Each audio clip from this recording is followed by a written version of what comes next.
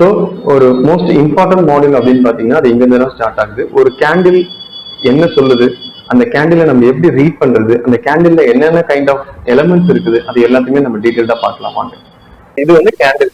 இந்த கேண்டிலுடைய டிஸ்கிரிப்ஷன் என்னன்னு பாத்தீங்கன்னா, ரெண்டு கேண்டில் இருக்கு. ஒன்னு வந்து புல்லிஷ் கேண்டில், இன்னொன்னு பேரிஷ் கேண்டில். ஸோ கிரீன்ல இருக்கிறது புல்லிஷ் கேண்டில், ரெட்ல இருக்கிறது பேரிஷ் கேண்டில்.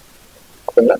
ஸோ இது என்ன டைம் ஃப்ரேம்னா, நம்ம முன்னாடி சொன்ன மாதிரி இது என்ன டைம் ஃப்ரேம் வேணாலும் இருக்கலாம். 1 hour, 1 day, வீக்லி, அது எது வேணாலும் இருக்கலாம். அந்த பர்டிகுலர் டைம் ஃப்ரேம்குள்ள நடக்கிற விஷயத்தை நம்ம 2 டைமென்ஷன்ல நம்ம காமிக்கிறது தான் இந்த கேண்டில்ஸ். இதுல இப்ப என்ன நடந்திருக்குன்னா, இப்போ இந்த இடத்துல ஒரு பாடி இருக்கு, இதுதான் ரியல் பாடின்னு சொல்லுவாங்க. ஓகேங்களா? ஸோ கிரீன் கேண்டில்னா கீழே ஓப்பன் பிரைஸ் இருக்கும், மேலே க்ளோஸ் ஆகும். கீழே ஓப்பன் ஆகி மேலே க்ளோஸ் ஆகுறது கிரீன் கேண்டில். ஓகே.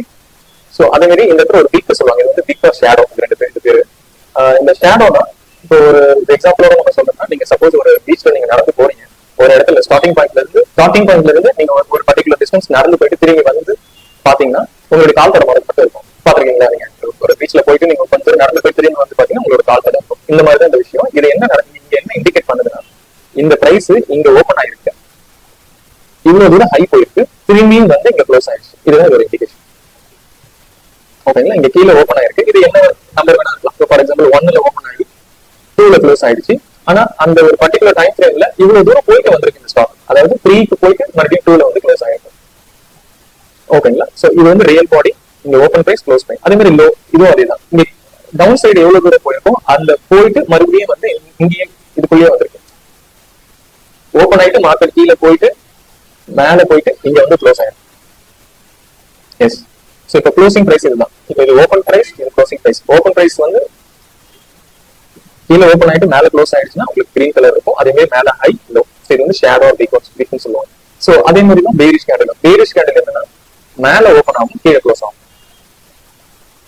ஆக்சுவலா இது 2ல ஓபன் ஆயிட்டு 1ல க்ளோஸ் ஆயிருக்கு. இதோட மீனிங் தான். 2ல ஓபன் ஆயிருக்கு, பிரைஸோட வேல்யூ வந்து 2ன்னு வச்சுக்கோங்க. 2ல ஓபன் ஆயிட்டு 1ல க்ளோஸ் ஆயிருக்கு. அதே மாதிரி ஹை 3 வரைக்கும் போயிட்டு மறுபடியும் வந்திருக்கு. இங்க லோ 0 வரைக்கும் போயிட்டு மறுபடியும் 1ல வந்து க்ளோஸ் ஆயிடுச்சு.